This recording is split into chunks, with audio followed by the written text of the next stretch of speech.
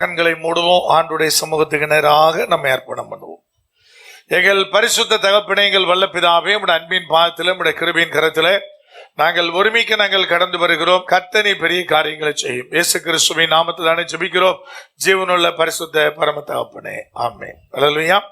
சங்கீதத்தின் புஸ்தகம் 119 அதிகாரம் 143 144 போன வாரத்தினுடைய தொடர்ச்சி. இக்கட்டும் நெருக்கமும் என்னை பிடித்தது, ஆனாலும் உம்முடைய கற்பனைகள் எனக்கு மனமகிழ்ச்சி.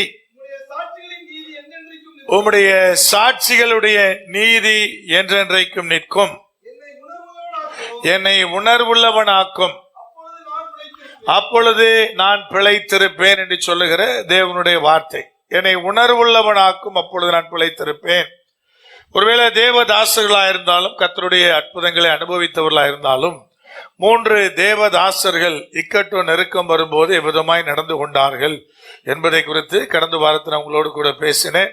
நம்பிக்கை இல்லாதவனாக விசுவாசம் அற்றவனாய் மாறினதுனால ஆண்டவரே போதும் நான் செத்து போகிறேன்னு சொன்ன மோசையை குறித்து நம்ம தியானிச்சோம். 2வது யாரை குறித்து தியானிச்சோம்? தைரியம் இல்லாம பயம் உண்டானதுனால செத்து போகிறேன்னு சொன்ன எலியாவை குறித்து தியானிச்சோம். 3வது கரிசனையும் அன்பும் இல்லாதனால நான் மரிக்கிறேன்னு சொன்ன யோனாவை குறித்து நாம் தியானிச்சோம். தேவனாய் கர்த்தர் ஒரு வேளை கலந்து கொண்ட எல்லா பிள்ளைகளையும் கர்த்தர் ஆசீர்வதித்தாரு. நிறைய சாட்சிகளை கேட்க கிருபை செய்தார். அல்லேலூயா. கர்த்தர் பேசுறதே சிலவன் செவி கொடுக்கிறான், சிலவன் என்ன குத்தி காமிக்கிறதுக்கே பேசுறாருன்னு எழுந்து போயிடுறான். எவன் அதற்கு செவி கொடுக்கிறானோ அந்த வீட்டுக்குள்ள குடும்பத்துக்குள்ள என்ன வந்துருது? பெரிய ஆசீர்வாதம் வந்துருது. ஆனா உங்களுடைய எல்லா பிரச்சனையும் தெரிஞ்சதுனால நீங்க அண்ணன் சைட்ல குத்துனாரு, நேரா குத்துனாரு சொல்லிட்டு என்ன செய்றீங்க? எளியும் போயிட்டே இருக்கிறீங்க. அதனாலதான் உங்களுக்கு அந்த முழுமையான ஆசீர்வாதத்தை என்ன செய்ய முடியல, சுதந்திரிக்க முடியவில்லை. அதான் ரொம்ப ரொம்ப முக்கியமானது. என்னை உணர்வுள்ளவன் ஆக்கும், அப்பொழுது நான் என்ன செய்வேன்?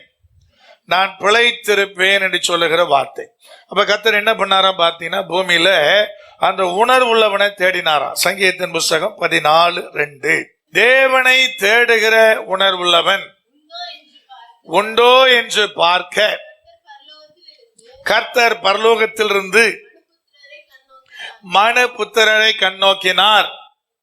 53 அதிகாரம் 2 வசனம். தேவனை தேடுகிற உணர்வுள்ளவன் உண்டோ என்று பார்க்க தேவன் பரலோகத்திலிருந்து மனுபுத்திரரை கண்ணோக்கினார். அவர்கள் எல்லோரும் வழி விலகி ஏகமாய் கெட்டு போனார்கள். நன்மை செய்கிறவன் இல்லை, ஒருவனாகிலும் இல்லை. கர்த்தர் தேடி பார்த்துட்டு ஒருத்தனும் இல்லைன்ட்டார். எவனாவது இருக்கிறானான்னு தேடி பார்த்தா ஒருவனாகிலும் இல்லை. அதே மாதிரிதான் விசுவாசம் உள்ளவனை தேடி பார்த்தாரு, அதுவும் அவருக்கு கிடைக்கல. அதே மாதிரிதான் ஒரு நாள்ல சிறப்பின் வாசல்ல நிற்கத்தக்கதாக சுவரை அடைக்கத்தக்கவனாக தேடினாரு. அப்போ அவரால் என்ன செய்ய முடியல, ஒருத்தனையும் பார்க்க முடியல. அவ்வளவு உணர்வற்றவன் யார் கேட்டீங்கன்னா மனுஷன். அப்ப தேவனாய் கர்த்தர் என்ன சொல்றாரு கேட்டீங்கன்னா, இதை நீங்க நல்லா விளங்கி கொள்ளும். உணர்வுள்ளவன் உண்டோ என்று தேவனாய் கர்த்தர் தேடுறாரு. ஒருத்தனையும் காணும், ஒருத்தனையும் காணும், ஒருவனையும் காணும். ஒருவனையும் நம்ம என்ன செய்ய முடியல, பார்க்க முடியல. அப்ப தேவனாய் கர்த்தர் என்ன நினைக்கிறார் கேட்டீங்கன்னா, ரொம்ப தெளிவா வேத வசனங்கள் நமக்கு சொல்லுகிறது, ஐயா உணர்வுள்ளவன் பிழைப்பான். இது ஆண்டவராய் கர்த்தர் நமக்கு கற்றுக் கொடுக்கிற காரியம். எப்படி உணர்வுள்ளவன்? ஒருவேளை பாத்தீங்கன்னா ஆண்டு சொல்ற 3 காரியங்களை வேகமா உங்களுக்கு முன்னாடி வைக்கணும் என்பது என்னுடைய வாஞ்ச. உபாகமத்தின் புஸ்தகம் 32 அதிகாரத்தை திருப்புங்க. அதுல ஆண்டவராய் கர்த்தர் அழகா ஒரு வார்த்தை சொன்னார். 28 வசனத்திலிருந்து வார்த்தைகள் எழுதப்பட்டிருக்கிறது. என்ன சொல்றாரு பாருங்க. அவர்கள் யோசனை கெட்ட ஜாதி, அவர்களுக்கு உணர்வில்லை. அவர்கள் ஞானமடைந்து இதை உணர்ந்து தாங்கள் முடிவை சிந்தித்துக் கொண்டால் நலமாயிருக்கும் என்றால் உணர்வு கெட்ட ஜாதி, யோசனை கெட்ட ஜாதி, உணர்வு இல்லாத ஒரு கூட்டம். ஆண்டவராய் கர்த்தர் சொல்லிட்டு சொன்னாரு, கொஞ்சம் ஞானம் அடைந்து இதையெல்லாம் சிந்தித்து கொண்டால், தங்கள் முடிவை சிந்தித்து கொண்டால், ஞானம் அடைந்து இதை உணர்ந்து. எதை உணர்ந்து? அப்படி ரொம்ப முக்கியமானது. அவர்கள் சார்ந்திருக்கிற கண்மலை யாரு? அவர்களுக்காக அடிக்கப்பட்ட கண்மலை யாரு? அவர்களை தேவனாய் கர்த்தர் எப்படி நடத்தி இருக்கிறார் என்பதை உணர்ந்து. ஞானம் உள்ளவன் தான் சிந்திப்பான், ஞானம் உள்ளவன் தான் உணர்வான். அதுக்குதான் ஆண்டவர் கர்த்தர் சொன்னார், யோசனை கட்ட ஜாதி, அதுக்கு யோசிக்கவே தெரியாது, அதுக்கு உணர்வே இல்லை. அது கீழே சொல்லும்போது சொன்னார் பாருங்க, அவளுடைய கண்மலை அவர்களை விற்காமலும் கர்த்தர் அவர்களை ஒப்புக்கொடாமலும் இருந்தாரானால் ஒருவன் 1000 பேரை துரத்தி 2 பேர் 16,000 பேரை ஓட்டுவது எப்படி? அங்க ரொம்ப தெளிவா ஆண்டு சொல்லாது கீழே, தங்கள் கண்மலை நம்முடைய கண்மலை போல அல்ல என்று நம்முடைய சத்துருக்களே தீர்மானிக்கிறார்கள். அவர்கள் சார்ந்திருக்கிற கண்மலை நம்ம கண்மலை மாதிரி கிடையாதுன்னு யார் சொல்றானா? உங்க சத்துரு சொல்றான். இஸ்ரவேல் ஜனங்களுடைய சத்துருக்களுக்கு தெரிஞ்சது என்னன்னா, இவர்கள் சார்ந்திருக்கிற கண்மலை எப்படிப்பட்டவர்? ஒருவனை கொண்டு 1000 பேரை துரத்துவாரு, ஒருத்தியை கொண்டு அவர் என்ன செய்வாரு? 10,000 பேரை துரத்துகிற ஆண்டவர், கொலைவிகளை கொண்டு யுத்தம் பண்ணுகிறவர். ராகா பேசி சொன்னா இப்படி, அந்த மேல உட்கார்ந்து இருக்கும்போது சொன்னா, நீங்க எப்ப புறப்பட்டு செங்கடலை பிளந்தீங்களோ அப்ப எங்களுக்கு அடிவேறு கலங்கிச்சுன்னா, நாங்க பயந்து நடுங்கி போயிருக்கிறோம்னா. எரிகோ கோட்டைக்கு உள்ள இருந்த அந்த ஜனங்கள்லாம் நடுங்கி போயிருந்தாங்க. எப்போ? கர்த்தர் செங்கடலை கடந்து நடத்தி வருகிற விதத்தை அறிந்து. அப்ப அவன் என்ன சொன்னான்னு கேட்டீங்கன்னா, இவர்களுடைய கண்மலை நம்முடைய கண்மலை மாதிரி கிடையாது, அவர் வேறுபட்டவர் என்பதை அவன் கூட உணர்ந்திருக்கிறான். முட்டாச்சனமே, உனக்கு உணர்வு இல்லையா? நெருக்க வரும்போது இடுக்க வரும்போது கலங்குறிய, உனக்கு உணர்வு இல்லையா? நீ கொஞ்சம் ஞானம் அடைந்து கொஞ்சம் சிந்தித்து உன்னுடைய முடிவு எப்படிப்பட்டது உணர்ந்தா உனக்கு நலமா இருக்கும். அப்ப என்ன உணர்வு தேவை இருக்கிறது? தேவன் நம்மை கடந்த காலத்தில் எப்படி நடத்தினார் என்கிற உணர்வு, நம்ம சார்ந்திருக்கிற கண்மலை எப்படி நம்மை நடத்தி கொண்டு வந்திருக்கிறது என்கிற உணர்வு. தாவீதுக்கு அது இருந்ததுனால அவன் ராஜாவானான். ஏற்கனவே பலமுறை நான் சொல்லுவேன், கர்த்தர் அழகா தாவீதை ட்ரெயின் பண்ணார். எதை கொண்டு பிரதர்? சிங்கத்தை கொண்டோம், கரடியை கொண்டோம்.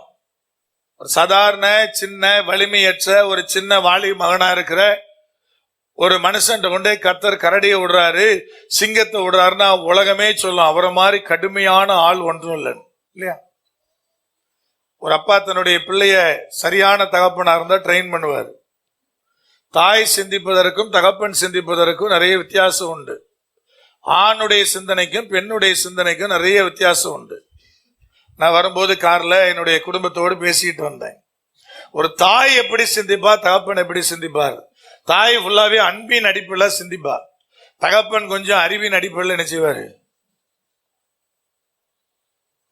தகப்பன் கொஞ்சம் அறிவின் அடிப்படையில் சிந்திப்பாரு, தாய் ஃபுல்லா அந்த அன்பின் அடிப்பெல்லாம். அவளுக்கு பிள்ளை ரொம்ப வீக்கா இருந்தாலும் என் பிள்ளை தங்கம் கோல்டும்பா, காக்கைக்கும் தன் குஞ்சு பொன் குஞ்சு. தகப்பனுக்கு தான் பிள்ளை பொன் குஞ்சு இல்ல, அது காக்கா குஞ்சுன்னு அவருக்கு நல்லா தெரியும், தகப்பனுக்கு நல்லாவே தெரியும். தாய்க்கு அன்பின் நிமித்தமாக பிள்ளைகள் இருக்கிற குறைய அட்ஜஸ்ட் பண்ணுவா. தகப்பன் அறிவின் நிமித்தமா என்ன செய்வார்னா, அந்த குறைய குற்றப்படுத்த மாட்டாரு, ஆனா குறைய சரிப்படுத்தணும்னு நினைப்பார். விளங்குதா இல்லையா? அப்படி யோசிச்சாதான் அது நல்ல தகப்பன். ஆனா பிள்ளைக்கு என்ன தோணுன்னு கேட்டீங்கன்னா, தகப்பன் எப்ப பார்த்தாலும் நம்மள என்ன பண்ணிட்டு இருக்கிறாரு? ஏதாவது அவனை கருமிட்டே இருக்காரு, ஏதாவது சொல்லிக்கிட்டே இருக்கிறாரு. ஏன்னு கேட்டீங்கன்னா, இவருக்கு ஒரு என்ன இருக்கு என்னன்னு கேட்டா, அறிவை தான் சிந்திப்பாரு. இவரோட சிந்தனை வேற, அந்த சிந்தனை வேற. ஆண்டவர் அப்படிதான் படைச்சிருக்கிறார், மாத்தலாம் முடியாது. நீ என்னதான் ஆண்களுக்குரிய ட்ரெஸ்ஸை போட்டாலும் நீ ஆணெல்லாம் இல்லை, பெண்ணு தான். நீ ஜீன்ஸ் வேண்டாம் போடு, டிஷர்ட் வேணா போட்டு சுத்திட்டு ஒரு நாள் ஒன்னு ஆண் நினைச்சுக்காத. ஒரு நாள் ஆண் மாதிரி சிந்திக்க இயலவே இயலாது, செயல்பட முடியவே முடியாது. அப்ப பிரதர் இந்த சிந்தனை தவறா? இல்ல, 2 சிந்தனையும் அவசியம் தான். தேவனாய கர்த்தர் நினைச்சாரு, ஆணையும் பெண்ணையும் சேர்த்து குடும்பமா கட்டுறாரு. இல்லைன்னா ஆணுக்கு ஒரு கற்பப்பையை வச்சு ஆணையும் கட்டி பெண்ணையும் கட்டி விட்டுருக்கலாம்ல. ஆணுக்கு ஒரு கற்பப்பையை வச்சுட்டு ஆணு கட்டிக்க, பெண்ணும் கட்டிக்கன்னு அனுப்பிவிட வேண்டியதானே. அந்த வேலை அவர் செய்ய மாட்டார், நல்லாவே தெரியும். எப்படி போனா என்ன நடக்கும் நல்லாவே தெரியும், எது அவசியம் எது எப்ப அவசியம். அப்ப அந்த சிந்தனை எப்படி இருக்குன்னு கேட்டீங்கன்னா, பாக்குறதுக்கு நினைச்சீங்கன்னா குற்றங்களை குறைகளை சொல்ற மாதிரியே தோணும், குற்றப்படுத்துற மாதிரியே தோணும்.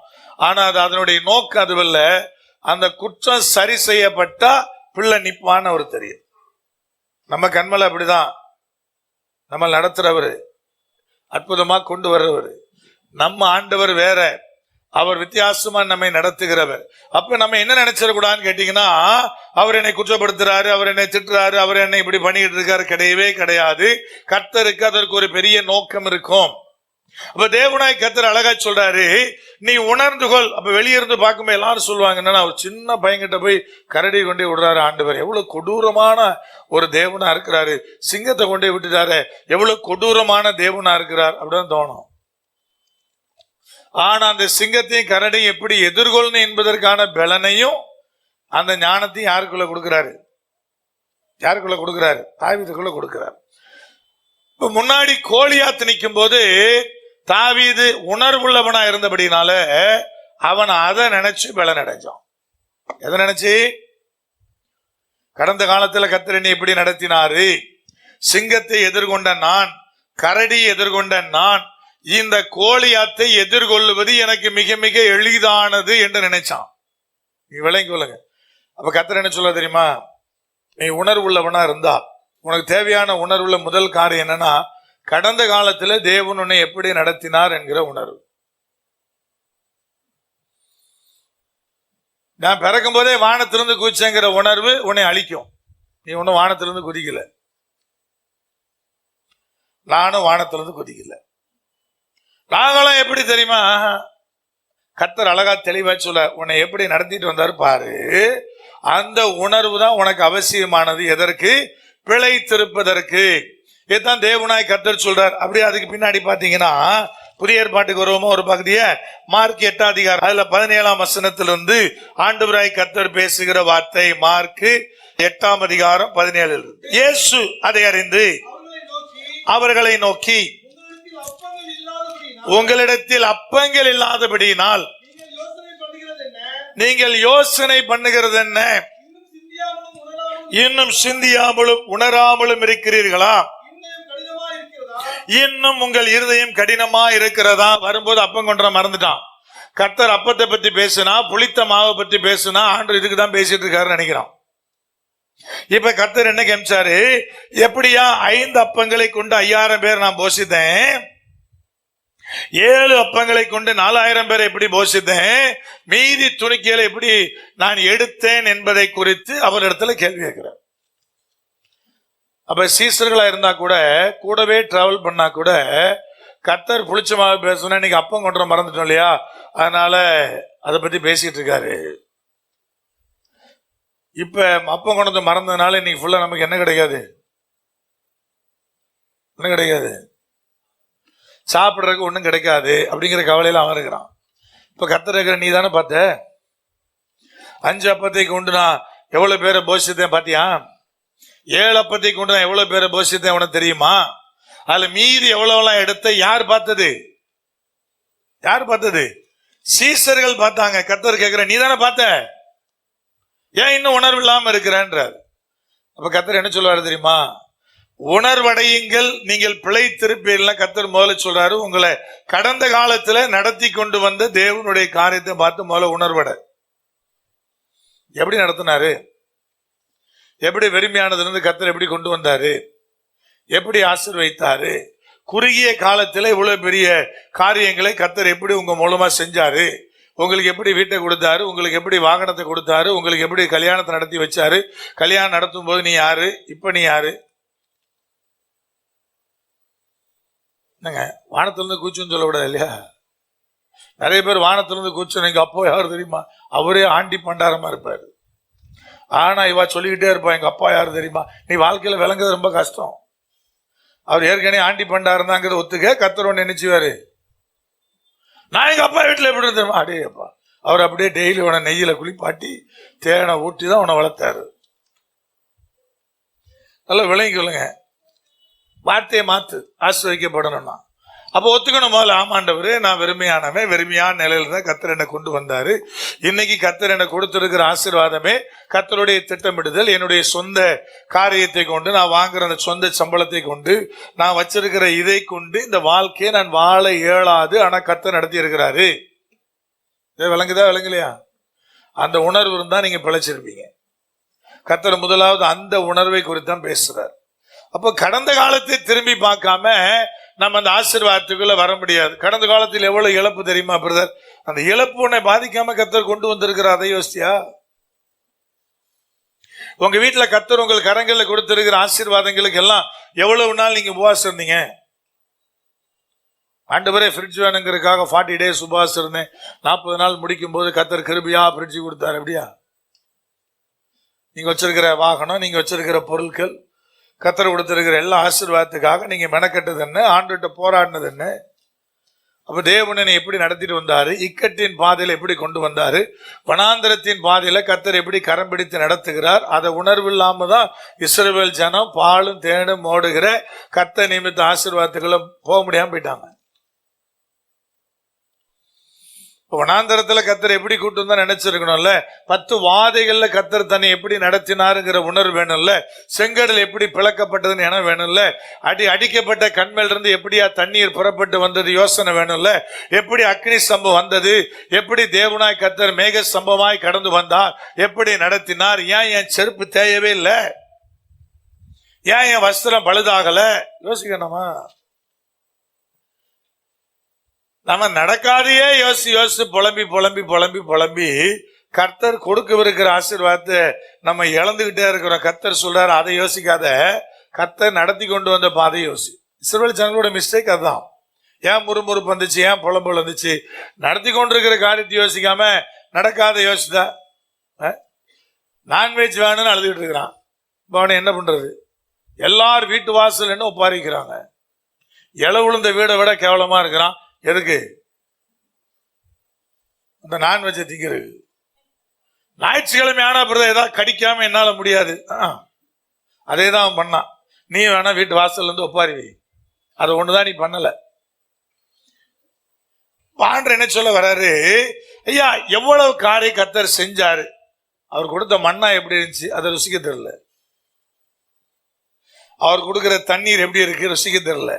இந்த வனாந்தரத்துல கர்த்தர் எப்படி கூட்டிட்டு போற ருசிக்க தெரியல. மேக ஸ்தம்பமா எப்படி தேவன் நடத்துற ருசிக்க தெரியல. வனாந்தரம் எப்படி இருந்திருக்கும், இந்த பாலைவன பாதை எப்படி இருந்திருக்கும். அதுல தேவன் மேக ஸ்தம்பா இருந்தாரு. அது எவ்வளவு பெருசு. அப்ப மேக ஸ்தம்பம் தெரியாதா? தெரியும்ல. இவர்கள் நகர நகர என்னமோ நகருது. என்ன நகருது? மேகம் நகருது இல்ல. ராத்திரி ஆனா அக்னியா இறங்கிடுறாரு.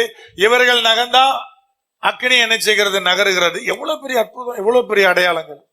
எதையா யோசித்தாங்களா? கர்த்தர் உங்களுக்கு அவ்வளவு அற்புதம் பண்ணியிருக்கிறார், அதிசயம் பண்ணியிருக்கிறாரு, யோசித்தீங்களா? கர்த்தர் சொல்றார். அப்பதான் உணர்வு. அதான் அந்த உணர்வு குறித்து முதலாவது நாம் அறிந்து கொள்ளும்படி சொல்ல. ஜனம் ஒருவேளை யோசனை கெட்ட ஜாதி, உணர்வு இல்லாத ஒரு கூட்டமா இருக்கிறது. உணர்வு இல்லாத ஒரு கூட்டமா இருக்கிறது. அது உணர்வடைன்னு சொல்லும்போது சொல்ல புறஜாதி கூட வித்தியாசப்படுத்தி பார்க்கிறான். இவர்களுடைய கண்மலை யாரு, நம்முடைய கண்மலை யாரு? பயப்படுறான். இவருடைய தேவன் யார் என்பதை குறித்து பயப்படுறான்.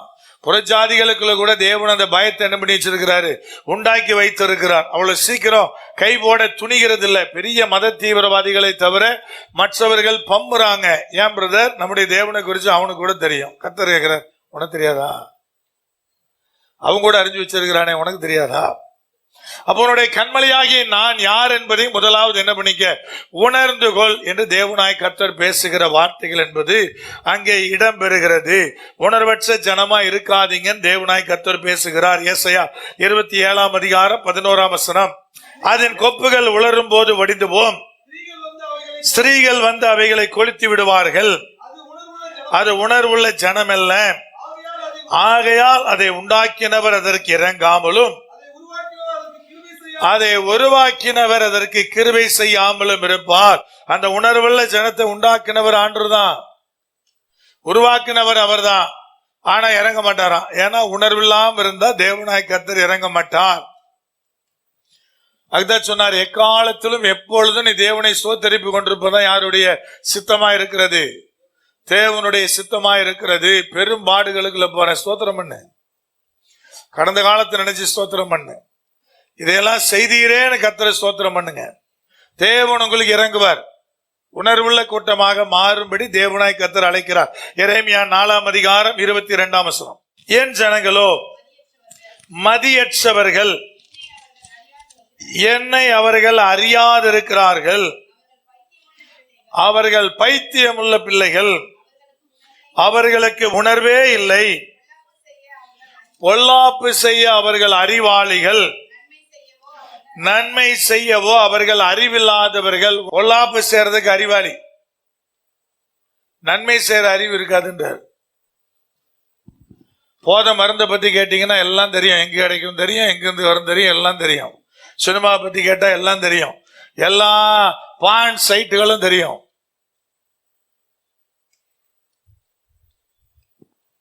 ஆனா சப்ஜெக்டை பற்றி கேட்டா தெரியாது, தேவனுடைய அன்பை பற்றி கேட்டா தெரியாது, பேரண்ட்ஸை பத்தி கேட்டா தெரியாது, அவளை பற்றி புரிந்து கொள்ற அறிவு இருக்காது. இவனதான் ஆண்டு சொல்ல உணர்வில்லாத ஒரு கூட்டம். நன்மை சேரைக்கு ஒண்ணுமே தெரியாதுங்க, ஆனா எல்லா தீமையும் தெரியுங்க. இதான் ரோமருக்கு எழும்போ பவுல் சொன்னாரு. என்ன சொன்னாரு? ரோமர் 16 எடுங்க. நன்மைக்கு ஞானியாயிரு, தீமைக்கு எப்படி இரு சொன்னாரா? எடுங்க ரோமர் 16:19 வசனம். உங்கள் கீழ்ப்படிதல் யாவருக்கும் என்ன செய்யட்டும் தெரிய வந்திருக்கிறது, ஆகையால் உங்களை குறித்து சந்தோஷப்படுகிறேன். ஆனாலும் யாரை பார்த்து சொன்னார் தெரியுமா? கீழ்ப்படிதல் உள்ள பிள்ளைகளை பார்த்து சொன்னார். அந்த கீழ்ப்படிதல் எல்லாருக்கும் தெரிஞ்சிருந்தது, அவங்கள பார்த்தான் சொன்னார். ஆனாலும் நீங்கள் நன்மைக்கு ஞானிகளும் தீமைக்கு பேதைகளுமாய் இருக்க வேண்டும் என்று நான் விரும்புகிறேன். கீழ்ப்படிதல் உள்ள பிள்ளைகளுக்கு ஒரு அறிவுரை கொடுத்தார். என்னன்னா, நன்மைக்கு ஞானியாரு. நன்மையை பத்தி கேட்டா உன் ஞானத்துல அதெல்லாம் தெரியணும் உனக்கு. தீமைக்கு எப்படி இருந்தா பேதையாயிரு, பேதையாயிரு. அறிவில்லாத கூட சொல்ல பேதையாயிருங்கிற வார்த்தையை பயன்படுத்தினார். சவுத் சைட்ல திருநெல்வேலி தூத்துக்குடி போனீங்கன்னா பேக்கலாண்டும் வாங்க. ஒன்னும் தெரியாதவனுக்கு பேர் என்னது? பேக்கலாண்டு. கர்த்தர் சொல்றாரு தீமைக்கு அப்படியே இருன்றார். எதெல்லாம் தீமை கத்துக்க ஆசைப்படாத, ரவுடிசத்தை கத்துக்க ஆசைப்படாத, போதை வஸ்துகளை கத்துக்க ஆசைப்படாத, வாஸ்துகளை கத்துக்க ஆசைப்படாத, சாதகத்தை கத்துக்க நினைச்சாத. அதனால நீ பேக்கலாண்டாவே இரு, பேதையாவே இரு, அறிவில்லாத கூட்டமாவே இரு. ஆனா நன்மைக்கு ஞானியாருன்னாரு கர்த்தர் சொல்ல. உணர்வுள்ள ஜனம் நன்மைக்கு ஞானியா இருக்கும். நன்மை செய்வதை எல்லாம் அறிந்திருக்கும், ஆனா தீமை செய்யறதுக்கு தெரியாது. அந்த கூட்டத்துக்கு பேர் தான் கர்த்தர் என்ன சொல்ல, உணர்வுள்ள பிள்ளைகள் என்கிற அடையாளத்தை தேவனாய் கர்த்தர் செய்கிறார். சரிங்க, இந்த உணர்வு மனுஷனுக்குள்ள எப்படி வருது? எந்த காரியத்தின் அடிப்படையில் தேவனாய் கர்த்தராலே கொடுக்கப்படுகிறது? 2 காரியத்தை மட்டும் உங்களுக்கு முன்பதாக வைக்க நான் விரும்புகிறேன். இதே சங்கீதம் 119:34. எனக்கு உணர்வை தாரும், அப்பொழுது நான் உமது வேதத்தை பற்றி கொண்டு என் முழு இருதயத்தோடும் அதை கை கொள்ளுவேன். ஒரு மனுஷனுக்குள்ள அந்த உணர்வை தரக்கூடிய காரியம் என்னன்னா, அதற்கும் வேதத்துக்கு ரொம்ப நெருக்கமான தொடர்பு இருக்கிறது. வேதத்தை பற்றி கொண்டு அதை முழு இருதயத்தோடு கை கொள்ளுவது. நிறைய பேருக்கு பைபிள் வாசிக்க இஷ்டம், ஆனா வசனத்தின்படி வாழ விருப்பம் இல்லை. வாசிக்கிறதுக்கு இஷ்டம் இருக்கு. எதன் அடிப்படையில் பிரதர்? வாசித்தா ஏதோ ஒரு நன்மை நடக்கிற மாதிரியே இருக்கு, அதனால வாசித்துருவோம். வாசித்தா பிரச்சனை இல்லாம அந்த நாள் ஓடிடுது, அதனால வாசித்துருவோம். அப்படியே பழகி பழகி வாசிப்பதற்கு விருப்பம் இருக்கிறது, ஆனா அதன்படி வாழ விருப்பம் இல்லை. அப்படின்னா என்ன பிரதர்? உணர்வு இல்லைன்னு அர்த்தம். அதே சங்கீதம் 119:104 வாசிப்போமா? உமது கட்டளைகளால் உணர்வடைந்தேன், ஆதலால் எல்லா பொய் வழிகளையும் நான் விளக்கிறேன். உணர்வுள்ளவன் தான் பிழைத்திருப்பான். உணர்வுள்ளவன் வசனம் சொல்லுகிறது அவருடைய கட்டளைகளினாலே உணர்வடைகிறான், அவன் பொய் வழிகளை வெறுக்கிறான். பொய்யை பின்பற்றாதிருப்பேன்னு சொல்லல, வெறுக்கிறேன். அது அவ்வளவு வெறுப்பான காரியமா இருக்கிறார். எது? பொய் வழிகள். நேர்மையா உண்மையா ஒரு மனுஷன் ஒரு காரியத்தை செஞ்சுட்டு போனா நீங்களா அவன் எதை குறிச்சு கவலைப்பட போறான்? அப்படிதான் வாழ்றோம், அப்படிதான் நடத்துறோம். என் வாழ்க்கையில் ஒன்றும் குறையிலே. எதுக்கு பொய்யாய் இதுல இப்படி பிரதர், அதுல அப்படி பிரதர், அது அப்படி பிரதர், அது அப்படி. எவ்வளவு பேர் என்ன ஏமாத்த நம்ம லிஸ்ட் பெருசு இருக்கு. நம்ம அதெல்லாம் பின்பற்றல. பொய் வழிகளை வெறுக்கிறான். யாரு? உணர்வுள்ளவன். அந்த உணர்வு எது அவனுக்கு தந்தது? தேவனுடைய வசனமும் கர்த்தருடைய கட்டளைகளும் தந்தது. அதே அதிகாரத்தில் 169. கர்த்தாவே என் கூப்பிடுதல் உம்முடைய சந்நிதியில் வருவதாக, உம்முடைய வசனத்தின்படியே என்னை என்ன செய்யும்? உணர்வுள்ளவனாக்கும். அப்போ ஒரு மனுஷனை உணர்வுள்ளவராக்குறது வசனம். வசனத்தை நான் பற்றிக்கொள்ளணும், வசனத்தின்படி வாழணும். வசனத்தை நான் பற்றிக்கொள்ளணும், வசனத்தின்படி நான் வாழணும். இந்த ரெண்டு காரியம் நிறைவேறினா மாத்திரம்தான் உணர்வுள்ளவனாக வாழ முடியும். அவன் தான் பிழைத்திருப்பான். உங்களுக்கு வார்த்தைகள் எப்படி உணர்வுள்ள காரியத்தை தருகிறது என்று முழு பிரசங்கம் ஒன்று நான் பண்ணியிருக்கிறேன்.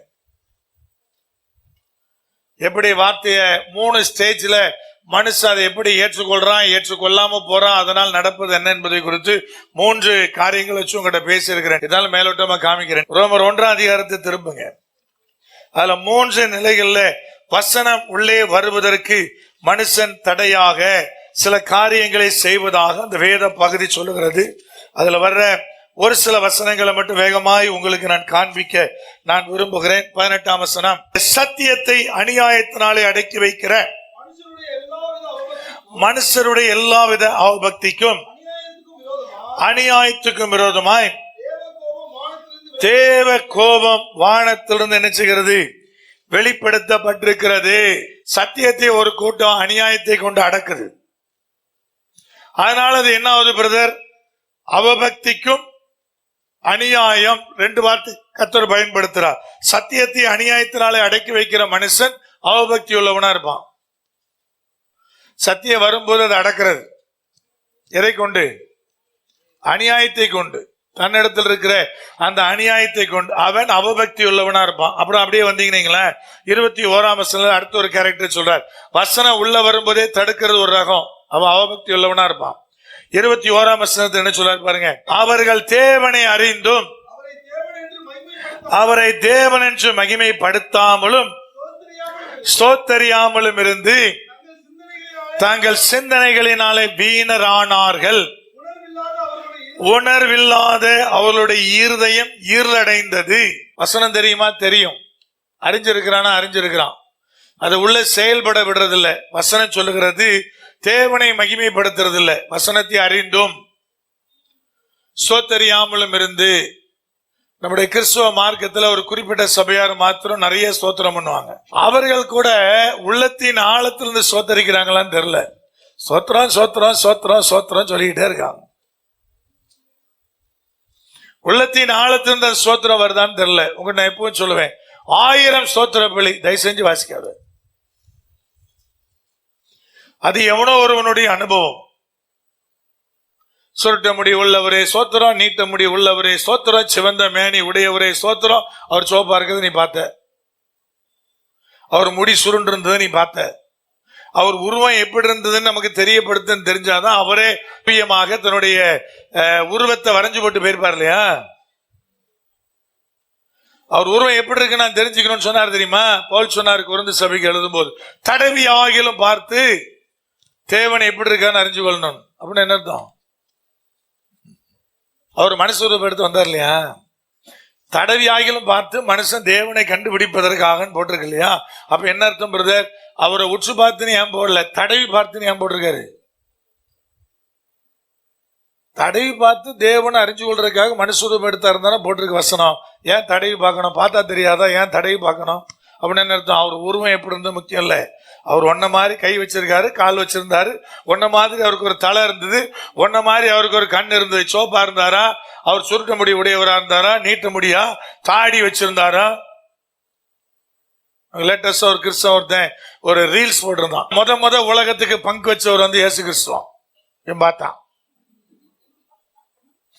அவன் பங்கு வச்சுட்டு போறத பின்னாடி இருந்து வீடியோ எடுத்தவர் போடுறாரு. இயேசு கிறிஸ்துவ உலகத்துல முத பங்கு ஸ்டைல அறிமுகப்படுத்தினாராம். இவன் பார்த்தா பத்தில நீட்ட முடிய ஒரே சோத்திரம், சுருட்ட முடிய ஒரே சோத்திரம் எல்லாம் கர்த்தர் நினைச்சுவாரு எனக்கு தெரியாது. சோத்திரம் எதுக்கு பண்ணணும்? ஆண்டவரே 1994ஆம் வருஷம் இந்த ஆபத்து வந்து ஸ்தோத்திரம். இந்த வியாதிக்குள்ள வந்திருந்தேன், கர்த்தர் என்னை பாதுகாத்தீர் ஸ்தோத்திரம். ஆண்டவரே பசியோடு இருந்தேன், இந்த வருஷத்துல கர்த்தர் என்னை போஷித்தீர் ஸ்தோத்திரம். ஃபீஸ் கட்டுறதுக்கு வழி இல்லாம இருந்த எனக்கு ஃபீஸ் கட்டுவதற்கான கிருபைகளை கண்டீர் ஸ்தோத்திரம். சொல்லி பாருங்க, உங்க இருதயம் எவ்வளவு களி கூறுதுன்னு பாருங்க. அது என்ன செய்யும் பிரதர்? நீங்கள் அறிந்திருக்கிற கிறிஸ்துவை, நீங்கள் அறிந்திருக்கிற வேத வசனங்களை உங்களுக்குள்ள இன்னும் அதிகமாய் என்ன செய்யாது? கருக பண்ணும். அது யாரா இருந்தா நீ நானா இருந்தான்னு நீங்க வசனத்துக்கு மாறா சொன்ன இல்ல பிரதர் வசனம் அடி போட்டிருக்குன்னு சொல்லணும் இல்லையா? வசனம் நமக்கு தெளிவாக சொல்லுது. முதல் ஸ்டேஜ் அநியாயம் பண்றான், அநியாயத்தை வச்சு வசனத்தை உள்ள விட மறுக்கிறான், தடுக்கிறான், அவன் அவபக்தி உள்ளவனா இருக்கிறான்.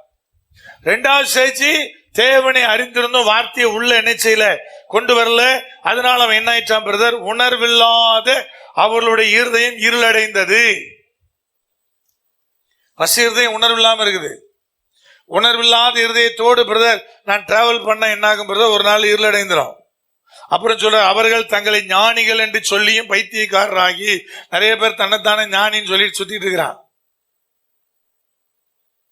அந்த மேக்ஸ் எக்ஸாம் பிள்ளைங்கெல்லாம் படிக்கிறீங்களா உங்களுக்கு தெரியும். அதை சும்மா அப்படி மேலோட்டமா பாத்தீங்கன்னா உங்களுக்கு எல்லாம் புரிஞ்ச மாதிரியே தெரியும். ஈஸி. கையில 2 செம்ம கையில கொடுத்து ஒர்க் அவுட் பண்ணுன்னு சொன்னா ஒண்ணுமே தெரியல. அப்ப மேக்ஸ் எக்ஸாம் மட்டும் நீங்க அப்படியே படிச்சு பார்த்துட்டு போய் எக்ஸாம் எழுத முடியுமா? முடியவே முடியாது. எவ்வளவு தூரம் நீ அதை பிராக்டிஸ் பண்றியோ அவ்வளவுதான் மேக்ஸ்ல உனக்கு மார்க். அது மட்டும் பார்க்கும்போது உங்களுக்கு புரிஞ்ச மாதிரியே தோணும். கையில பேப்பரை கொடுத்த பிறகு ஓஹோ நமக்கு ஒன்றும் தெரியாது போல. அதே மாதிரிதான் படிக்கும்போது நிறைய பேர் ஞானி நினைச்சுக்கிறான். வேலைக்கு இன்டர்வியூ அட்டன் போதுதான் ஓ நம்ம முட்டாளுன்னு தெரியும். அப்பாவது முட்டாள்னு ஒத்துக்கிட்டான்னா ஆண்டு பரவாயில்ல போய்டா போய் வேலையை பாடுறான் பாரு. அப்போ நான் ஞானின்னா அவர் நினைச்சுவாரு. அவரும் பாவம் எவ்வளவுதான் பொறுமையோட அவர் காரியங்கள் நகர்த்துறது. அப்போ ஒரு ஸ்டேஜ் உள்ள விட மாட்டான், இன்னொரு ஸ்டேஜ் அறிந்து உள்ள விட மாட்டான், உள்ளுக்குள்ள செயல்பட விட மாட்டான். மூணாவது என்ன மாத்திரானா பாருங்க 25ஆம் வசனத்துல, தேவனுடைய சத்தியத்தை அவர்கள் பொய்யாய் மாற்றி, அப்புறம் சத்தியத்தை திரிச்சிடறான்.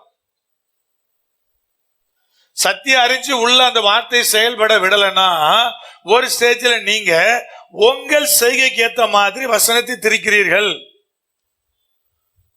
வசனத்தை என்ன பண்ணிடுறீங்க, திரிச்சிடுறீங்க. அப்படிதான் வசனம் சொல்லு, பொய்யாய் மாற்றி. இதனால என்ன ரிசல்ட் தெரியும் இல்லையா?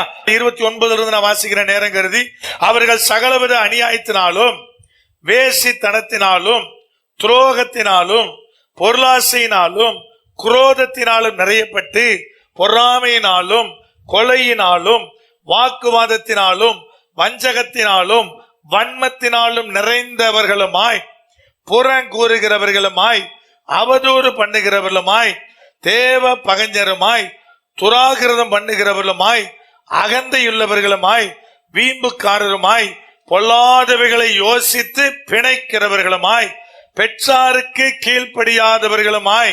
உணர்வில்லாத ஜென்மம் பெற்றோருக்கு கீழ்ப்படியாதுன்னு வசனம் சொல்லுது. வசனம்லாம் தெரிஞ்சுக்கணும். உணர்வில்லாத ஜென்மம் என்ன செய்யாதான், பெற்றோருக்கு கீழ்ப்படியாதான்.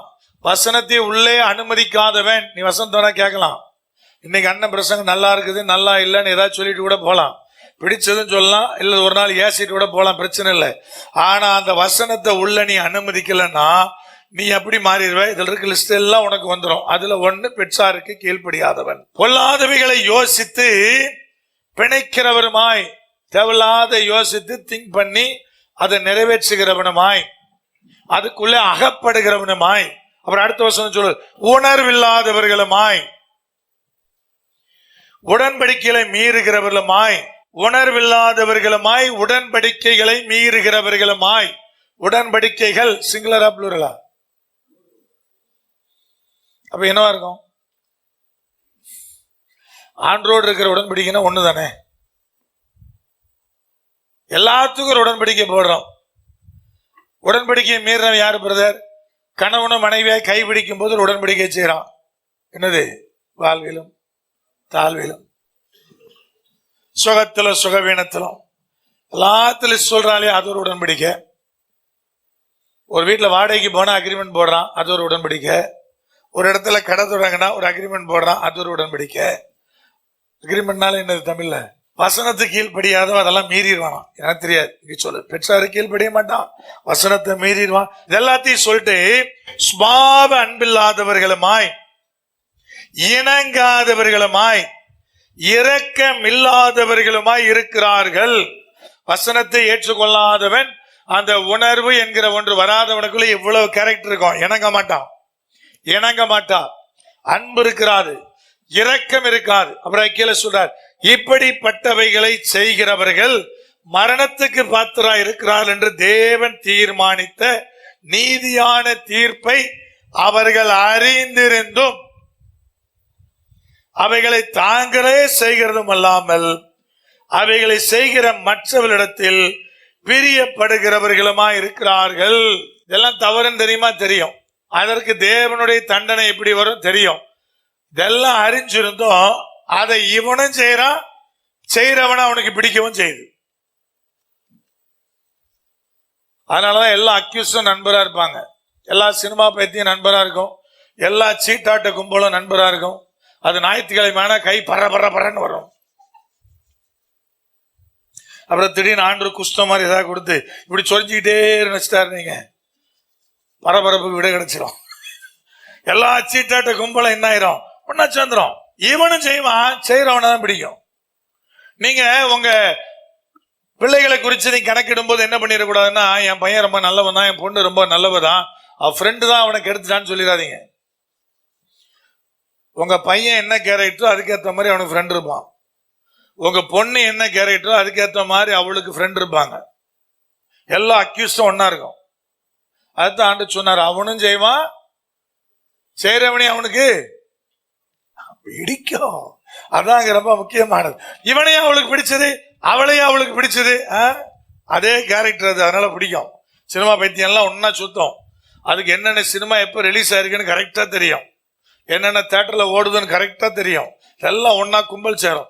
அப்புறம் சாப்பாட்டு கும்பல் ஒன்று இருக்கு. அதுக்கு உலகம் பூரா எங்கெங்க என்ன சாப்பாடு நல்லா இருக்குன்னு உலகம் பூரா தெரியும். தேடி தேடி பிடிச்சிருச்சு. அந்த ஹோட்டல் எப்படி சாப்பாடு இருக்கும், இந்த ஹோட்டல் எப்படி இருக்கும், இந்த இடத்துல டிஃபன் எப்படி இருக்கும், அது எப்படி இல்லாம இருக்கும், அதுவும் தெரியும் இல்லையா? இப்போ இன்னொரு கும்பல் இருக்குது, விடிய காலம் பிரியாணி திங்கிற கும்பல். அது பாருங்க ஒன்னா சுத்தம். நைட்டு 1 மணிக்கு எங்க சட்டியை திறப்பான், 2 மணிக்கு எங்க டம்மு டம்முன்னு தட்டுவான்னு அது கரெக்டா தெரியும். அது விடிய விடிய பிரியாணி தின்னுட்டே இருக்கும். இதெல்லாம் ஒன்னாவே சுத்தம். அதுதான் ஆண்டு சொன்னார், ஐயா நீ உன்னை தீர்மானம் பண்ணு, அவனும் செஞ்சா அதை செய்யறவனையும் அவளுக்கு பிடிக்கும், அவனுக்கு பிடிக்கும். அதனால இந்த கேரக்டர் எல்லாத்துக்கும் காரணம் என்ன தெரியுமா? ஆண்டு சொல்ல, வசனத்தை உள்ளே அனுமதிக்காதது, உள்ள வந்த வசனத்தை செயல்பட விடாதது. அப்ப வசனம் என்ன செய்யுது பிரதர்? உணர்வுள்ளவர்களாக மாற்றுகிறது. இப்ப யோபு 32:8-9. ஆனாலும் மனுஷனில் ஒரு ஆவி உண்டு, சர்வ வல்லவரின் சுவாசமே அவர்களை உணர்வுள்ளவர்களாக்கும். பெரியோர் எல்லாரும் ஞானிகள் அல்ல, முதியோர் எல்லாரும் நீதியை அறிந்தவர்களும் அல்ல, ஆகையால் எனக்கு செவி கொடுங்கள். என்ன சொல்றாரு? உணர்வுள்ளவனாக மனுஷனை மாற்றுவது சர்வ வல்லவருடைய சுவாசம். எல்லா மனுஷனுக்கும் ஒரு ஆவி இருக்கும், ஆனா அந்த ஆவி உணர்வுள்ளவனாக அவர்களை மாற்றாது. ஆனா சர்வ வல்லவருடைய சுவாசமாகிய பரிசுத்த ஆவியானவர் உணர்வுள்ளவர்களாக மாற்றுவார். அது சொல்லும்போது அழகான வார்த்தை சொன்னாரு, பெரியோர் எல்லாம் யார் இல்ல, வயசானா மட்டும் ஞானி நினைச்சுக்காதீங்க. நீங்க நிறைய சந்தர்ப்பத்தில் அந்த மாதிரி தப்பா யோசிச்சுருவீங்க. மண்டை நரைச்சதுன்னா ஞானி நினைச்சுக்கிறது. அப்புறம் கீழே சொன்னாரு, என்ன சொன்னாரு? முதியோர் எல்லாம் நீதியை அறிந்தவர்கள் அல்ல. எல்லா முதியோருக்கும் நீதிப்படிதான் நடப்பாங்க நினைச்சுக்காத. அதுல பெரிய அக்யூஸ்லாம் இருக்கும், வயசு தான் இருக்கும், பெரிய அக்யூஸ்டா இருக்கும். நீதியை அறிந்தவர்கள் அல்ல. சில நேரத்தில் நீதி தெரிஞ்சா கூட முதியோர் தவறா பயன்படுத்துறாங்க இல்லையா? நேற்று கூட ஒரு சகோதரர் எனக்கு போன் பண்ணியிருந்தாரு, நாங்க 2 பேசிக்கிட்டே வந்தோம். எங்க அம்மாட்ட சொத்தை பிரிச்சு கேட்டேன், எங்க அம்மா தரமாட்டேங்கிறா. என்கிட்ட ஒண்ணுமே இல்லை, கையில காசே இல்லைன்றா. கடைசியில் பார்த்தா எங்க அம்மா எங்கெங்கெல்லாம் டெபாசிட் போட்டிருந்தாலோ எல்லா டாக்குமெண்ட்டையும் கண்டுபிடிச்சிட்டேன். 3 லட்சம் 3 லட்சம் 3 லட்சம் 1.5 லட்சம். அதுல பாத்தீங்கன்னா எல்லாத்துக்கும் நாமினி என் தம்பி தான் இருக்கிறான், நான் இல்லை. எல்லா பிள்ளையும் ஒண்ணுதான், தெரியுமா தெரியாதா? நேற்று கூட ஒருத்தர் போன் பண்ணாரு, பேசிக்கிட்டே எங்க தங்கச்சிக்கு பிறந்த பிள்ளை பேர்ல டெபாசிட் பண்ணிருக்கிறான், அப்ப நானும் 2 வச்சிருக்கேன்ல, அது பேர்ல ஏன் பண்ணலன்னு கேக்குறான். கரெக்டா கரெக்ட் இல்லையா? கேட்கறது கரெக்ட் தானே? எனக்கு 2 பிள்ளை இருக்கு, அது பேர்ல பண்ணல. ஆனா தங்கச்சிக்கு ஒரு பிள்ளை பிறந்திருக்கு, அது பேர்ல டெபாசிட் பண்ணிருக்கா எங்க அம்மா. அப்ப இந்த பாட்டியம்மாவுக்கு நியாயம் எது நீதி எதுன்னு தெரியுமா? தெரிஞ்சாலும் செயல்படுத்த மாட்டாங்க. அதனால சொன்னார், முதியோர் எல்லாம் நீதியை என்னது நான் சொல்லாத வசனம் தான். முதியோர் எல்லாம் நீதியை அறிந்தவர்கள் அல்ல. அறிஞ்சவங்க எல்லாம் கிடையாது, அவங்களுக்கு வித்தியாசம் இருக்கும். நீதிக்கு புறம்ப செயல்படுவாங்க. அதனால வெள்ள மண்டையை பார்த்து ஞானின்னு நினைச்சிடாத, வயசானால பார்த்து ஞானின்னு நினைச்சிடாத, அவன் நீதியை அறிந்தவன் நீதியை செய்வான்னு நினைச்சிடாத. ஒன்னே ஒண்ணுதான் மனுஷனை உணர்வுள்ளவனாக்கும், என்னன்னா தேவனுடைய சர்வ வல்லவருடைய சுவாசம். அந்த ஆவியானவர் தான் உணர்வுள்ளவன் ஆக்குவார். அந்த ஆவியானவர் ஒரு 18 வயசு பையனை நிரப்பிட்டார்னா அவன் உணர்வுள்ளவனா இருப்பான். அவன் 75 வயசு தாத்தாவை விட அவன் பெஸ்ட். புரிஞ்சுட்டா புரியலையா? சர்வ வல்லவருடைய சுவாசம் தாயா உணர்வை தருது. வயசானா மட்டும் உணர்வு வந்துடும் நினைக்காதீங்க. ஆவியில நிரப்பப்பட்டவன் உணர்வுள்ளவனா இருக்கிறான், அவனுக்கு உணர்வு இருக்கிறது. அந்த உணர்வு அவனை என்ன செய்ய வைக்கிறதுன்னு கேட்டீங்கன்னா, ஞானமாய் நடக்க வைக்கிறது. அந்த உணர்வு அவனை நீதியாய் நடக்க வைக்கிறது. அதுக்கு தான் 2 சேர்த்து எழுதினார். நீதியாய் நடக்க வைக்கிறது, ஞானமாய் நடக்க வைக்கிறது. எல்லாரும் கரெக்டா இருக்கிறது இல்ல, ஆனா கரெக்டா இருக்கணும் தான் தேவனாய் கர்த்தர் விரும்புறார். எனக்கு தெரிஞ்ச ஒரு ஃபேமிலி உண்டு, அவங்களுக்கு 4 பொம்பளை பிள்ளை. வசதியில வித்தியாசம் இருக்குமா இருக்காதா? 4 பிள்ளை இருக்கு, உங்களுக்கு வச்சிடும். 4 பிள்ளையும் ஒரே சம்பளத்தில் வேலை பார்க்குமா?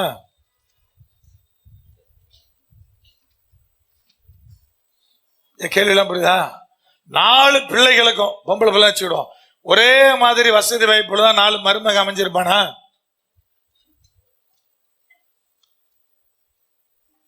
கேள்விக்கெல்லாம் பதில் புரியுதா? 2 பிள்ளை வச்சுக்கிடும். 4 நீங்க உங்களை நினைக்க மாட்டீங்க, 2 வச்சுக்கிடும். சரியா? 2 பொம்பளை பிள்ளை இருக்கியா? 2 ஒரே மாதிரி தான் வேலைக்கு போப்பதா? ஒரே மாதிரிதான் சம்பள உயர்வு கிடைக்க போதா? 2 மருமகனும் ஒரே வசதி வாய்ப்போட தான் வரப்போறானா? அதுபோல அந்த அம்மாவுக்கு 4 விதம். ஒரு 2 வருஷம் 3 வருஷத்துக்கு ஒருக்கா அவங்க மீதி இருக்கிற எல்லாத்தையும் வச்சு சொல்லுவாங்க, ஆளுக்கு 5 பவுன் நகை, 10 பவுன் நகை. 4 பேருக்கு ஒரே மாதிரி. அப்புறம் 4 பேருக்கு ஆளுக்கு ஒரு 5 லட்சம் ரூபா, 2 லட்சம் ரூபா, இந்த மாதிரி தான் போயிட்டே இருக்கும். அவங்களுக்கு பணம் தேவையே இல்லை. யாருக்கு? 4 பிள்ளைகளுக்கும் அவ்வளவு பணம் இருக்கு. இவங்க கொடுக்கறது கேட்டா கொடுக்குறாங்களே எப்படி? அதுல ஒரு பிள்ளையை பார்த்து நீ தான் நல்லா இருக்கிய அப்படின்னா, நீ நல்லா இருக்கல உனக்கு இருக்கு அப்படின்னா என்ன வரும்? வீட்டுக்குள்ள வரும்ல, கலகம் வரும்ல. அங்கதான் புத்தி கெட்டத்தனம் வயசானவங்க நடக்கிறாங்கன்னு சொல்றேன்.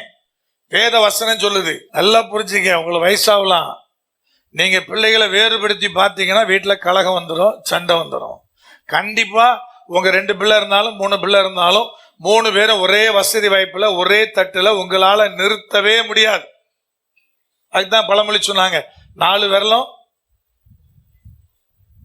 ஒண்ணு இல்லைன்னு சொன்னாங்கல்ல. ஒரே நம்ம கைக்குள்ள தான் இருக்குது, 4 ஒரே மாதிரி செயல்படல. அதே மாதிரிதான் ஏன் ஒரே லெவல்ல வைக்க முடியாது, ட்ரை பண்ண முடியாது. ஆனா பேரண்ட்ஸ் ஒரே மாதிரி இருக்கணும். நீ தான் நல்லா இருக்கியான்னு கேட்கக்கூடாது. நீ நல்லா இருக்கியோ நல்லா இல்லையோ, நான் அந்த பிள்ளைக்கு கொடுத்தனா, நான் உனக்கு கொடுத்தேன். அப்ப இந்த பாட்டியம்மா என்ன பண்ணிருக்கணும்? இந்த சேட்டெல்லாம் இந்த தூத்துக்குடி திருவள்ளிக்காரன் தான் ஓவரா பண்ணுவாங்க. அது வேற ஒன்று இருக்கு, அதையும் சொல்லணும். ஓவர் சேட்டை இதெல்லாம் தான் இருக்கும். அப்ப இந்த பாட்டியம்மா என்ன பண்ணிருக்கணும்? சரி, அந்த மகளுக்கு ஒரு பையன், இந்த மகனுக்கு 2 பொண்ணு, பேரனுக்கு பொண்ணு, 5 பேரா இருக்கா, 5 பேத்தி இருக்கா, அல்லது 7 பேர் இருக்கிறாங்கன்னா 7 பேருக்கும் ஆளுக்கு 25 போட்டா என்ன கிடையாது? கரெக்டா இல்லையாங்க? அதுக்குதான் கர்த்தர் சொல்றாரு, உணர்வுன்னு ஒண்ணு இருந்தா அதை செய்வீங்க. அதனாலதான் உணர்வு பிழைத்திருக்க பண்ணுதுன்னு சொல்றாரு. இந்த உணர்வு இல்லாதனால ஞானம் இல்லாத வேலைகளை பண்ணி குடும்பத்துக்குள்ள ஒரே சண்டை, ஒரே சச்சரவு, ஒரே வெறுப்பு. கடைசியில ஒரு வயல என்ன பார்க்கல. எப்படி பார்க்கறது? யார் பாப்பா? யார் பாப்பா? பார்த்தாலும் அன்பு நிமித்தமா பார்ப்பாங்களா, கடமை நிமித்தமா பார்ப்பாங்கன்னு இருக்கு இல்லையா? அப்ப பிரதர் கரெக்டா பார்க்க தெரியணும்ல. அதுக்கு என்ன சொல்ல? உணர்வுன்னு ஒண்ணு வேணும். இருந்தா நீ ஞானமா நடப்ப, நீ நீதியா நடப்ப. இதெல்லாம் உன்னோட ஒண்ணு சம்பந்தப்படுத்திய கர்த்தருடைய வார்த்தை. பரிசுத்த ஆவியானவர் தேவன் உங்களை நடத்தி வந்த விதங்கள் உங்களுக்கு உணர்வை தருது. அந்த உணர்வு ஞானத்தையும் நீதியும் உங்களுக்குள்ள நடப்பிக்கிறது. அது உங்களை பிழைத்திருக்கும்படியான ஆசீர்வாதத்துக்குள்ள காக்குது. நீங்க சொல்ல வேண்டிய நிலை வராது. சரியா வீட்டுக்குள்ள எல்லாத்தையும் ஒரே மாதிரி பாத்தீங்கன்னா நீங்க சொல்ல வேண்டிய நிலை வராது. என்ன சொல்ல தெரியுமா? எதுக்கு இந்த வாழ்க்கைன்னு வெறுப்பா இருக்கு, போய் சேர்ந்துடலான்னு பாக்குறேன், சொல்ல வேண்டிய நிலை வராது. ரெபேக்காள் கூட ஒரு இடத்துல சொன்னா வாழ்க்கை எப்படி இருக்குன்னு. நம்ம சர்ச்சில் யார் ரெபேக்காள் இல்ல, முழிக்காதீங்க, திருத்தன் எந்த ரெபேக்கா சொன்னாங்க அண்ணன் அப்படின்னு பாக்காதீங்க. நான் சொல்றது பைபிள் ரெபேக்கால சொல்றேன். பைபிள் ரெபேக்காவோட சொன்னா என்ன சொன்னா, ஒரு நாள்ல என் உயிர் எனக்கு எப்படி இருக்கான், வெறுப்பா இருக்கான். ஏன் வெறுப்பா இருந்துச்சு? நீ தான் பிரிவினை உண்டாக்குன. பாசமான மகனுக்கு ஆசீர்வாதம் வாங்கி கொடுக்க நினைச்ச, கடைசியில் அந்த மகன் கூட வாழவும் முடியல. ஆசீர்வாதத்தை வாங்கி கொடுத்து என்ன செய்ய முடியல, வாழ முடியல. கடைசியில வெறுப்பா தான் இருக்கும். நீ அந்த சேட்டையை மட்டும் அன்னைக்கு நீ பண்ணலன்னா உனக்கு என்னவா இருந்திருக்காது? பைபிள் படி சொல்ற வெறுப்பெல்லாம் இருக்காது. என் உயிர் எனக்கு வெறுப்பா இருக்கிறது. பிழைத்திருப்பதற்கு தேவன் சொல்றாரு, இதெல்லாம் வாழ பழங்க. கொஞ்சம் நீதி நியாயம் எல்லாத்தையும் ஒரே விதமா பார்க்கிற காரியம். ஐயோ ஐயோ ஐயோ எனக்கு அந்த பிள்ளை பெருசாகணும், இந்த பிள்ளை சின்னதா, எப்படியாகல தூக்கி அதுக்கு மேல வச்சிடணும். நீ 10 அடி தூக்குனா ஆண்டு 100 அடி இழுத்து பாதாளத்துல போட்டுருவாரு. உனக்கு எல்லாம் ஒரே மாதிரிதான். உங்களுக்கு எத்தனை பிள்ளை இருந்தாலும் சரி, ஒரே மாதிரி நடத்த என்ன செய்யணும், உங்களுக்கு தெரியணும். எனக்கு எல்லாரும் ஒண்ணுதாங்க அப்படின்னு தெரியும். நீ நல்லதான் இருக்கிற, நீ குறைவா இருக்க தூக்க போற, அதெல்லாம் உங்க வேலை இல்லை. பேரண்ட்ஸுக்கு எனக்கு 3 சமந்தான், 3 பிள்ளை ஒன்றுதான். ஒரு பிள்ளை மேல கொஞ்சம் கூடுதல் பாசம் இருக்கு பிரதர், அதை யாரும் தவிர்க்க முடியாது. ஆனா உங்க நடக்கை கரெக்டா இருக்கணும். ஒண்ணு மேல எனக்கு கொஞ்சம் கூடுதல் பாசம் இருக்கு, அது இருக்குதான் செய்யும், அது இல்லைன்னு யாரும் மறுக்க முடியாது. ஆனா செயல்பாட்டுல எல்லாத்தையும் என்ன செய்யணும், ஒரே மாதிரியான நிலையிலே வைக்க தெரியணும். அது ஒரு பெரிய பிழைத்திருக்கும்படியான ஆசையை தரும். வீடே சமாதானமா இருக்கு, எல்லாம் நல்லா இருக்குது, நல்ல கணவன் அமைஞ்சிட்டாரு, நல்ல மனைவி அமைஞ்சிட்டாங்க, எல்லாம் கரெக்டா இருக்கு, பிழைத்திருக்கும்படி வாழ தோணும். எதுவுமே சரியில்லைன்னா என்ன தோணும், வேண்டாம் தானே தோணும். அதுக்குதான் கர்த்தர் சொல்றாரு, உணர்வுள்ளவங்களா மாறிட்டீங்கன்னா உங்க வாழ்க்கையில எல்லாமே சரியா வந்துடும். அல்லேலூயா. ஜெபிக்கலாமா? கண்ணை மூடலாம், ஆண்டவருடைய சமூகத்துக்கு நேரம் ஒப்பு கொடுக்கலாம். எங்கள் பரிசுத்த தகப்பனே, எங்கள் வல்ல பிதாவே, உம்முடைய அன்பின் பாதத்தில் உம்முடைய கிருபையின் கரத்தில் நாங்கள் ஒருமிக்க நாங்கள் கடந்து வருகிறோம். ஆண்டவரே, என்னை உணர்வுள்ளவனாக்கும், அப்பொழுது நான் பிழைத்திருப்பேன் என்று சொல்லப்படுகிற வார்த்தைகளை கடந்த 2 வாரங்களாக நாங்கள் தியானித்து வருகிறோம். தேவனாகிய கர்த்தர் இன்றைக்கு ஆண்டவரே உணர்வுள்ள ஒரு இருதயத்தை குறித்து நாங்கள் தியானித்திருக்கிறோம். உடைய வார்த்தைகளினாலே, உடைய வார்த்தைகளை எங்களுக்குள்ளே செயல்பட விடுவதனாலே, உடைய வார்த்தைகளுக்கு நாங்கள் செவி கொடுப்பதினாலே தேவன் எங்களுக்கு கொடுக்கிற நல்ல உணர்வுள்ளதான ஒரு இருதயம், எங்கள் சர்வ வல்லவருடைய சுவாசம் எங்களுக்கு தருகிற ஒரு உணர்வுள்ளதான இருதயம், ஞானமுள்ள நீதியுள்ள நிலையில வாழ வைக்கத்தக்கதான அந்த உணர்வுள்ள இருதயம் எங்கள் பரிசுத்த ஆவியானவராலே எங்களுக்குள்ளே கிடைக்க பெறுகிற அந்த உணர்வுள்ள இருதயம். தகப்பனே, கடந்த காலத்தை நாங்கள் தியானிக்கும் போது நாங்கள் உணர்வடைகிறோம் என்று பார்த்தோமே. கர்த்தனை சொன்னீரே, ஏயா உணர்வில்லாம இருக்கிற, உன்னை நான் எப்படி நடத்தி கொண்டு வந்தேன், ஒரு விஷயம் நீ கவனித்தாயா என்று கேட்டீர் அல்லவா? புறஜாதிகள் கூடிய மக்கள் கூட உங்களை என்னையும் பார்த்து சொல்றாங்க, இவருடைய தேவன் இவர்களை ஆசீர்வதிக்கிறார் என்று சொல்லி, இவருடைய தேவன் இவளை ஆசீர்வதிக்கிறார் என்று சொல்லி, இவருடைய கண்மல வித்தியாசமானது என்பதை அவர்கள் சொல்கிறார்கள். நாம் ஆராதிப்பது போல இல்லை என்று அவர்கள் நாம் ஆராதிக்கிற தேவனை குறித்து கவலைப்படுறாங்க, பயப்படுறாங்க, நடுங்குறாங்க. தகப்பன் சொல்ல, நீ உணர்வில்லாம இருக்கியே மகனே மகளே, உன்னை நான் எப்படி கூட்டிட்டு வந்தேன், எந்த நிலையிலிருந்து அழைச்சிட்டு வந்தேன், எப்படியாக நான் கொண்டு வந்தேன், உன்னை பிழைத்திருக்கும்படி நான் நடத்த வல்லவர் அல்லவா? எங்கள் பரிசுத்த தகப்பனே, எங்கள் வல்ல பிதாவே, மனதார ஆண்டவரே இந்த வார்த்தைகளை கேட்டிருக்கிற பிள்ளைகளை நாங்கள் வாழ்த்தி நாங்கள் ஆசீர்வதிக்கிறோம். நல்ல உணர்வுள்ள இருதயத்தை தாரும், அந்த பலனை தாரும், அந்த தயவை தாரும். தேவனாய் கர்த்தனை பிள்ளைகளுக்குள்ளாக அந்த கிரியைகளை நடப்பி தரணும். போதுமானவராய் கூட பெரிய காரியங்களை செய்யும். இயேசு கிறிஸ்துவின் அதிகாரமுள்ள நாமத்தில் தானே ஜெபிக்கிறோம். ஜீவனுள்ள எங்கள் பரிசுத்த பரம தகப்பனே, கர்த்தராகிய இயேசு கிறிஸ்துவினுடைய கிருபை, பிதாவாகிய தேவனுடைய அன்பு, பரிசுத்த ஆவியானுடைய ஐக்கியம் இப்பொழுது சதா காலம் உங்கள் அனைவரோடு கூட நித்தியமாய் நிலைத்திருப்பதாக.